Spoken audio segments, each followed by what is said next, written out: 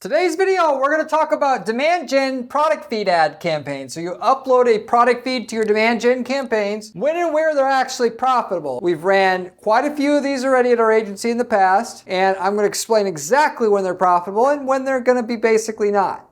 And it varies based upon what you're selling, what niche you're basically in. I will cover some niches where they worked adding the product feed and that added value to our client's campaign, and specifically where it did not. Or, of course, we've ran demand gen campaigns with product feeds for companies that I'm also part owner in as well, and I can talk some about that, which we also invest in e-commerce companies. And if you're interested in having us do your ads for a cut of your revenue, we're interested in working with you. With that said, I will go through all the details. Now, you can use demand gen campaigns for prospecting or first click.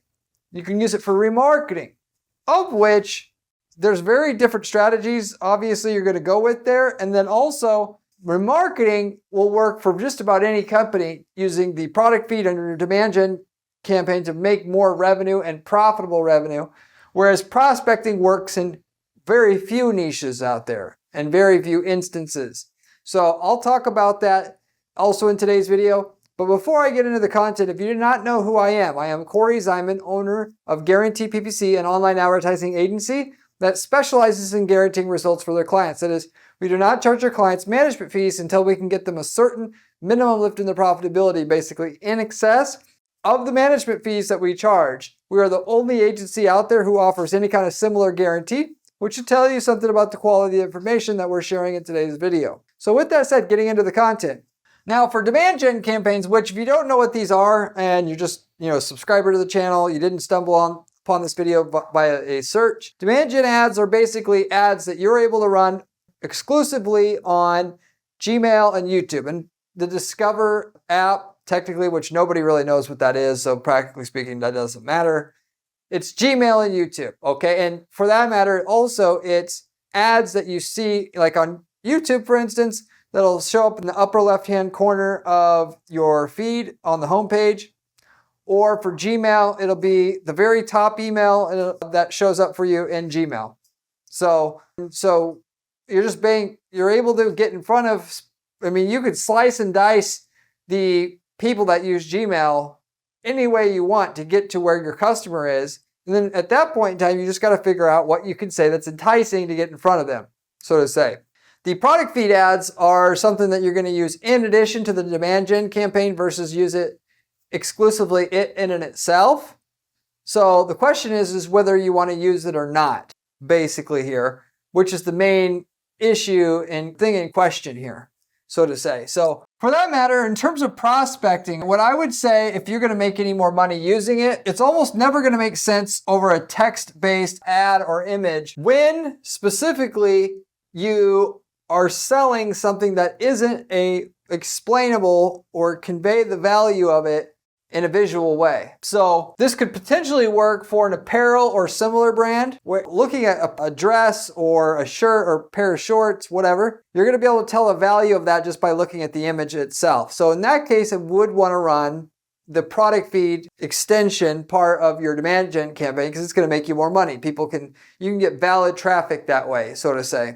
But if it's not, then I'm going to run demand gen campaigns without it, and I'm going to try to use the text and the image itself to pull legit traffic to my website. So if I'm selling instead of apparel or clothing, I am instead selling pottery making equipment. In that case, I'm going to try to figure out why I'm better than the competition itself or offer something different than the competition, and I'm going to put that on my ad. The most powerful, latest designs and technology in the market. See why. And I'm going to drive them to my dedicated page on the site where it talks about why we have the best technology and why that matters, not to a specific product, so to say. So that would be an example where we would use demand gen itself for an e-commerce or product business and how we would specifically make money from it, not having the product ads there that make the ad look like a traditional ad on top of everything else. But if you are the apparel brand or in a market where looking at the product makes you want to buy the product in and itself, like apparel, then what you're typically going to want to do is target people who are already interested in the competitor's offer itself. And you could do this with custom intent audiences here. You could search how to set up a custom intent audience, but basically the premise of it is you could target people that have either recently searched for something on Google or YouTube. One, that's the first way of setting up these audiences. You can also target people who have been to a competitor's website or part of a competitor's website, or just any website in general, by the way. So what we will specifically do, if we sell pottery equipment, we'll make a list of all our direct competitors. Then we'll create a custom intent audience for each one, a separate audience for each competitor. And then we'll have our demand gen campaign targeting each one differently with a different message on each. So you don't have to do it this way, but if you want the most results, you would. So in that particular case itself, you are going to, let's say a competitor sells, their style, they sell black dresses, okay? And we sell black and blue and everything else. I'm going to create, with my custom intent audience that targets that competitor, I'm going to have an ad now that talks about why we're better than that competitor's black dresses. Or since we're talking about apparel, we're going to have our product feed do the selling. We're going to show our black dresses specifically. So with that, you wouldn't just give any old product feed data to Google for your demand gen ad. You would just set up a separate product feed just for your black dresses, so that black dresses show for the person who's been on the competitor who just sells black dresses. And that's how you're going to get the most results out of your ads specifically. So it makes sense to limit your campaigns by categories or best selling in a category for the product feed itself. And ideally, products that directly compete with that competitor itself, so that those exact products show up when somebody's been on that competitor site before.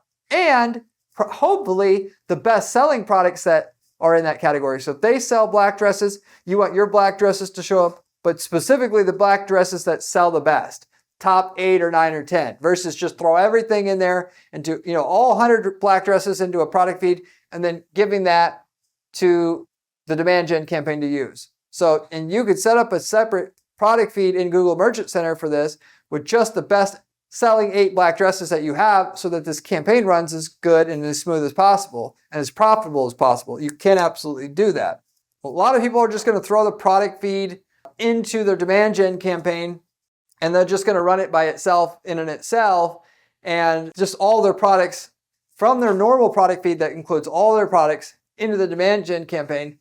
And you're not going to make, at least for prospecting, trying to get in front of people who've never been to your website before, it's not going to be nearly as effective as just giving them the products that that compete with your competitor, like I was mentioning before, or at least the best selling items that are the most clickable, because you're going to have much higher click-through rates, and higher click-through rates always means more ROI. That means that's the case in any online ads technically that you run. Higher click-through rates equals higher profits, or higher ROI specifically. So, and then for that matter, maybe with custom intent audiences, just to go a bit further on that, what we've done in the past is sometimes we won't even target a whole competitor's website, like take the competitor's website, use it in our custom intent audience, and say anybody who's been to this website, we want to target them. We'll target a part of a competitor's website, which you can actually do, and not very many people at all know you can do this.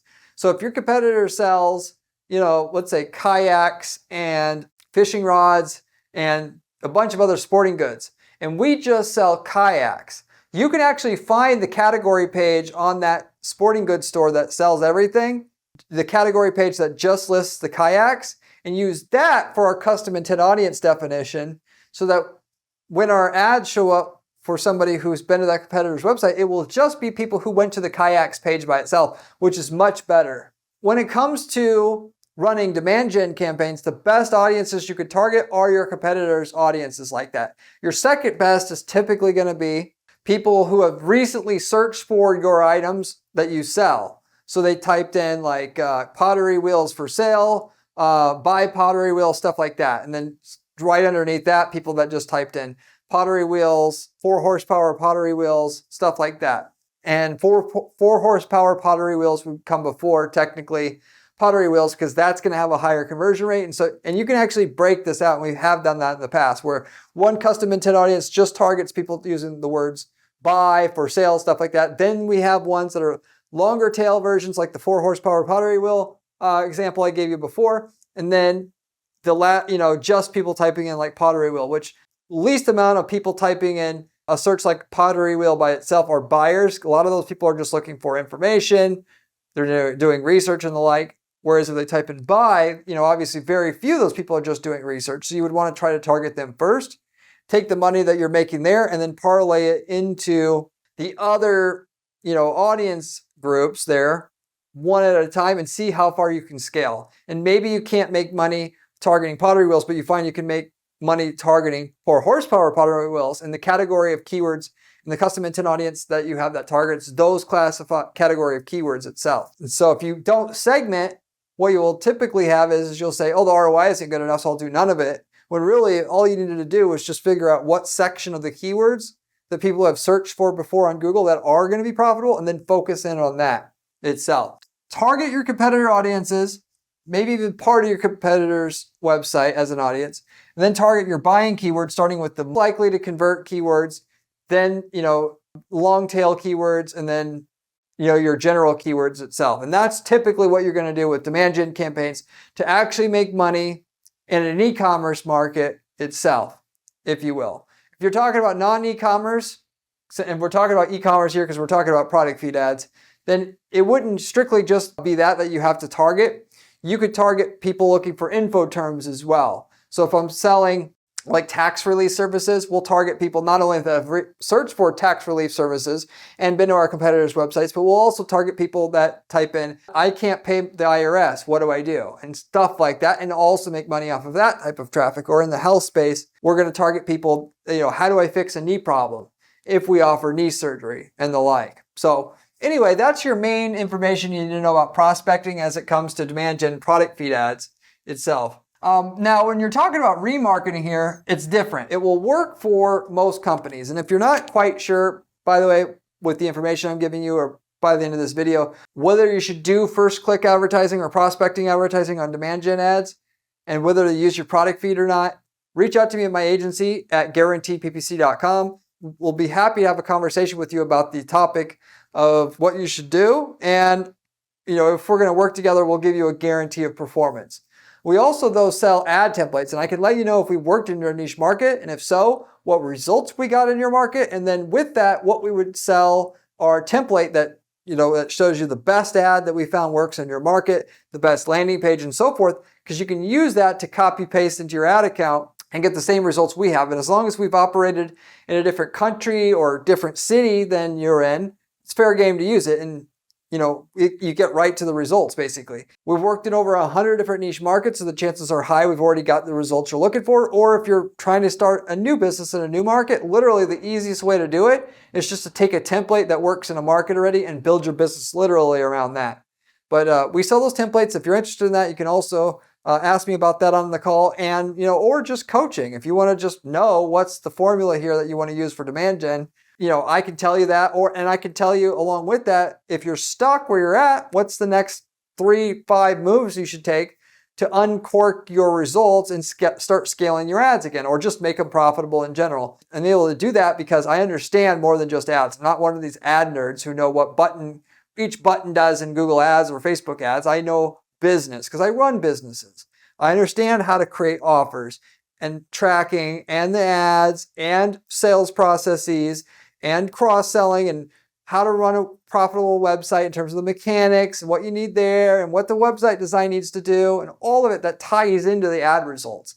So if you're stuck where you're at, 98% of the time I can tell you where the bottleneck is that's stopping your ads from being successful, and then you can get to making money again. So if you're interested in that, you can also let me know.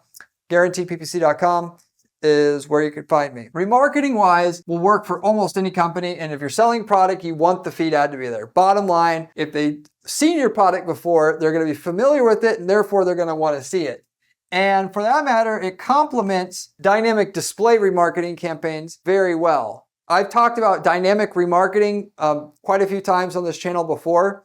What you do with that basically is you run a Google Display Network campaign, which runs your ads on millions of potential different websites that people that have been to your website would be on, like whether it's weather.com, where people are checking the weather, or a news website. And then if there's ads showing on those websites, you basically can get in front of them. And when they've been to your site already, it will basically always make you extra money doing that because there's something called the power of sevens in marketing that says you will make more money advertising to fewer people more times than more people but only once. And that's basically a law in marketing if there ever was one, unless you're talking about an emergency service or something like that where you have to make a decision right away. Otherwise, there's no point anymore in making a decision. With that said, it's not a matter if you should do follow-up if you're not an emergency service. It's just how much should you do? And the answer generally always is more. More platforms, more ads. And I've talked at length about remarketing on this channel, which I won't go into detail on it too much. But when you're talking about e-commerce businesses, you can literally, with Google Merchant Center and that hooked up to your Google Ads account, of course already, you can actually show the products in an ad to the user that they were previously looking at itself. And the product feed ad, adding your product feed to the demand gen campaign will actually automatically do that for you, just like you can with a display campaign. The display campaign itself, instead of, because you could typically run a banner ad like on weather.com for somebody who's been to your site and they go to weather.com, they'll see that banner ad. Instead of that, you can have the dynamic display ad there that'll show 8 products of yours, specifically the 8 being the ones that they were looking at if they looked at 8, or it's the ones they looked at plus a few random ones, maybe in the same category. And there's no other component of the ad there. And I'll typically always run those ads because one part of your remarketing that will make it as profitable for you as possible is to show them the item that they were looking at already. And if you don't sell very many items, then that won't be that important. But if you sell thousands of items, let's say, showing them the exact items they were looking at will help increase the likelihood that they're going to come back to your site a lot, which is what remarketing really is about. And the more times they come back to your site, the more likely they're going to be to buy, bottom line. When it comes to demand gen and the product feed that you upload to your demand gen campaign, it's the same way. It's just there's other parts of the ads that are going to be showing there, so to say. Not to say that Google can't just show your product feed itself in the ad on Google or on YouTube and Gmail. It's not the default, so to say. So I'm going to run my product feed in my demand gen campaign and have that demand gen campaign just target remarketing or people, in other words, who have been to the site already. And I'm going to have a demand gen display campaign using the product feed as well to set up to run a dynamic ad for me and also for people who've been to the site before. So in other words, I'm going to run them both so that whether they go on weather.com or they go to YouTube or Gmail, they're always going to see my product feed and with that, the products they were looking at on my site. Of course, I'm going to match that with other ads that say why our products are better and the reviews on our product, testimonials of our product, and have those like traditional banner ads running in conjunction with it to support, the ad that will just show the product they were looking at, because that'll always make the most money. But that's a big part of how we make money is using the product feed, display ad or demand gen ad with the product feed on there. And then with that, by the way, if you're skeptical as to whether remarketing will work for you at all even, you should just run your remarketing to people who hit your shopping cart and then abandoned, because that almost 99.9% of the time is going to be profitable. If it got to your cart and abandoned, the likelihood that they would buy from you, if you just worked on getting them to buy from you a little bit more, is highly likely, or at least high enough likelihood. You got a high enough likelihood there that you're not going to lose money advertising to just those select group of people. So we'll set up a remarketing audience, literally just targeting people who hit the shopping cart and haven't purchased yet, showing them the item, but then we'll follow it up with other ads that say, hey, we knew you got to the cart and abandoned. If you check out right now within the next hour, we'll give you an extra 10% off your order, or 5% or $20 off your order, or whatever, our client will allow, what our business knows that we run could afford without cutting into the margins too much. And we'll make tons of sales off of that because it is so relevant and so timely for the user. And they were already so close to making a purchase. We'll do that as a separate tier of a remarketing strategy. And then we'll do remarketing for people who have been to the site for at least 2 minutes, which is the second most likely to convert traffic. And then people that hit the site and been on the site less than 2 minutes. Furthermore, people that have been on the site more recently is more likely to convert. If we've got a site that has more than 10,000 visits a month to the site, to do this, we'll actually have cart abandoners 3 days, cart abandoners 7 days. Then we'll have people who've been to the site for at least 2 minutes within the last week, within the last month, within the last 90 days. And if it's like an item that's really expensive, so therefore people will think about it longer, 180 days, 365, 540, and separate all these out because each one's going to convert a little bit differently. And we want to be able to see how to maximize our sales using remarketing. So we could just look at the data we have coming in. And if no sales are coming in from our 540, we'll get rid of it and axe it. So you don't really know unless you segment it all. And eventually you should get some sales from some part of it, even though I just want to make this very clear. You will typically not get a direct ROI from these remarketing ads. So don't run out and do them and say, hey, Corey, this didn't work. Why not? Because when somebody sees a remarketing ad for something that they were on your site considering buying, they very rarely click through and buy right away. What they do is they see it, they don't click on it, and then it increases the likelihood that they're going to buy in the future when they get paid, when they talk to their wife, whatever. And that's really where the main value is, more than getting them to click through and buy right away. You'll get more people to click through and buy if you actually have something on there to ask them to buy now, like, May Day special, 20% off for May Day, ends, May 2nd. They'll click through that that ad and buy at a very high rate, and you'll actually see a return on investment directly, or ROAS that matches your other front-end campaigns. But if you're just going to have a testimonial on an ad and you think people are going to click through that and buy right away, you're mistaken. Even though it will increase the ROI of your overall marketing efforts, advertising efforts, by having it, because it increases the likelihood of the people that there's only so many people in market for your product. And if you're just going to not try to market to them at all once they come to the site, you're just throwing away part of the value of that really good traffic of people that are already kind of in market for your product that you could have got if you would have just worked on them a tiny bit. And with it costing a fraction of a penny to have a banner ad show up for somebody that's left the site, you're not getting the full value out of the traffic you're driving to the site because of that, or in that way, if you will. So you always want to spend like 5% to 10% of your overall ad budget just on remarketing. And as you scale up the ads, you keep doing more remarketing because it's going to make the overall ad budget produce more for you than if you just did front-end first-click advertising and that's it. So that's what you need to know. And for that matter, you judge remarketing based upon what it does to your top-line sales versus what it does, as you see people clicking through and buy or not buy, because it'll increase the total revenue production from your advertising budget because it helps the front-end traffic convert better, not right away, but over time, because a lot of people don't come back to buy for a while. And a lot of people, like I said, they don't click through the ad, so that you're not going to see it, but even though it influences their future consumer behavior.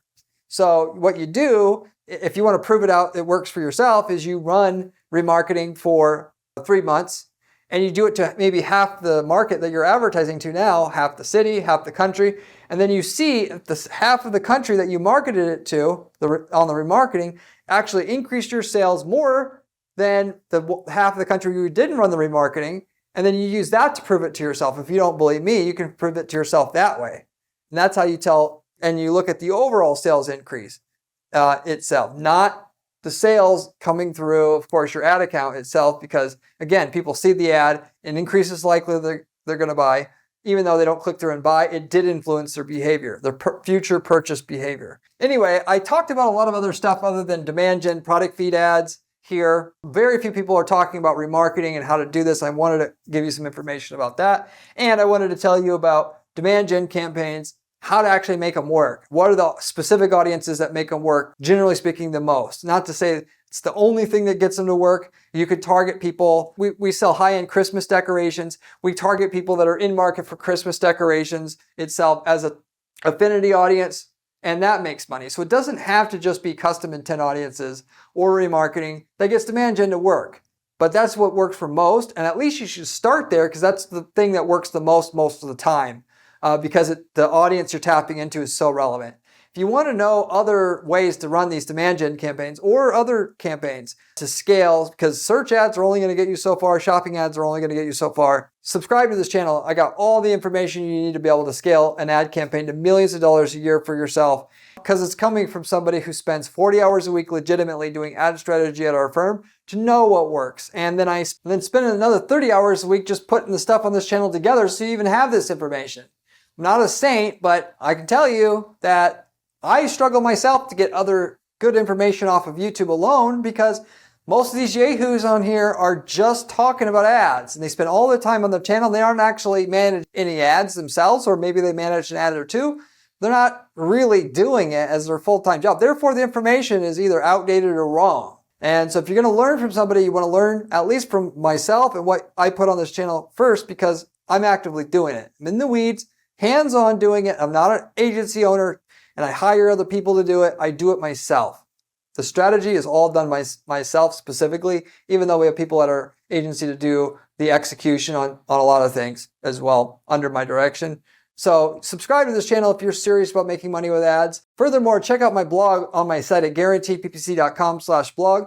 The blog has the same strategies that we use at our firm to guarantee clients results, written by myself. The strategies come with step-by-step instructions, screenshots, all the stuff that you would need to use it. So if you like the channel and you're serious about making millions of dollars a year running ads for your business, check out the blog as well, because it has just as good of information, if not even better. For that matter, if you have any questions about what I talked about here or any ad or marketing related question, you can always leave me a comment below. I get back to every single person who leaves me a question or comment on this channel, usually within 24 hours time, typically. So, and I'm more than happy to answer any questions you have, because you're helping the channel grow. So I'm more than happy to, give back as well. For that matter, product feed ads, if you have a visual product that's sold but just by the visual, the sight of it, product feed ads are going to be great to run on any prospecting or first click demand gen campaign that you would have. In and itself, I would heavily encourage you to run it, and it's going to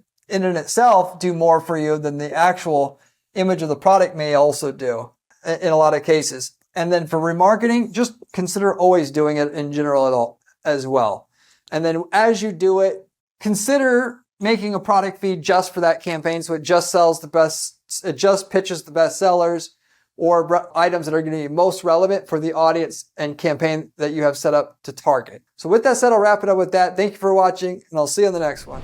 Remember when I said demand gen campaign was important during this video? Well, this video here tells you how to do it.